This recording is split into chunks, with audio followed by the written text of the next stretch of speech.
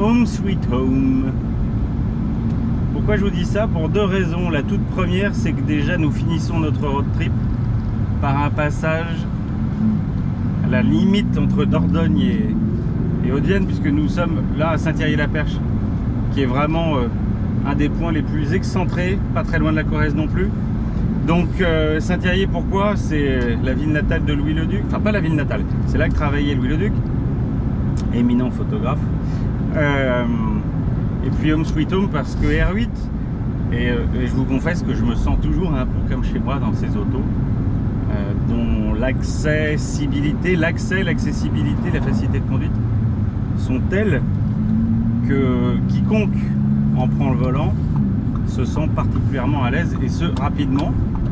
Particularité de notre modèle cette année, nous sommes dans une R8 RWD Cru 2020. La différence avec les RWS que nous avions eu, souvenez-vous, il y a 2 ans en version allemande Spider rouge, c'est que... Hop, on fait le talkie.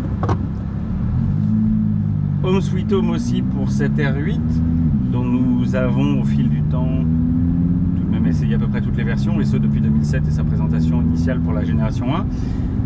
Pour le Cru 2020 de ce road trip, un peu particulier post-Covid, donc nous sommes dans une RWD dont on peut supposer qu'il s'agisse ni plus ni moins qu'une copie de la RWS d'il y a 2 ans, qu'on avait eu en Spider, souvenez-vous, qui nous avait été prêté par l'Allemagne.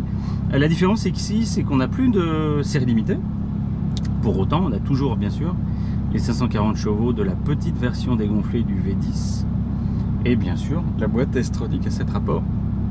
Particularité aussi de cette année avec le Gris Camorra de cette version là, qui a des freins acier, c'est que elle est peu équipée, en tout cas en ce qui concerne le châssis. On ne dispose pas, et ça c'est rarissime, du Magnetic Ride, et je peux vous confirmer une chose, c'est qu'il est impératif de le prendre, parce que j'ai rarement conduit une R8 aussi ferme, sinon inconfortable, en tout cas trépidante. La suspension métallique avec ses pneus Pirelli sur du 19 pouces, ça va pas. Ça va pas. Ça n'empêche pas de rouler, d'être efficace. Au contraire, c'est même plus facile quand vous voulez changer les consommables. Par contre, c'est trépidant et ça ne tolère absolument pas les chaussées dégradées ou les nombreux dodanes qu'on a eu à franchir cette année. Alors qu'une version avec Magnetic Ride, franchement, passe...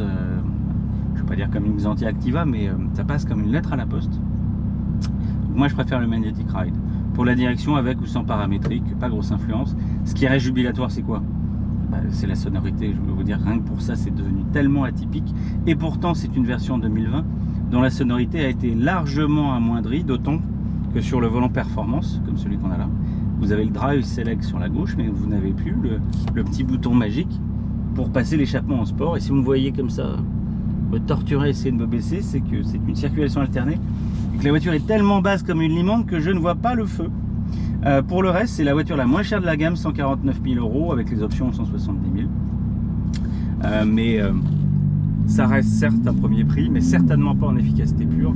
La R8, notamment sur piste, qu'on va essayer de voir la semaine prochaine, reste une voiture redoutable et toujours un partenaire privilégié de nos road trips.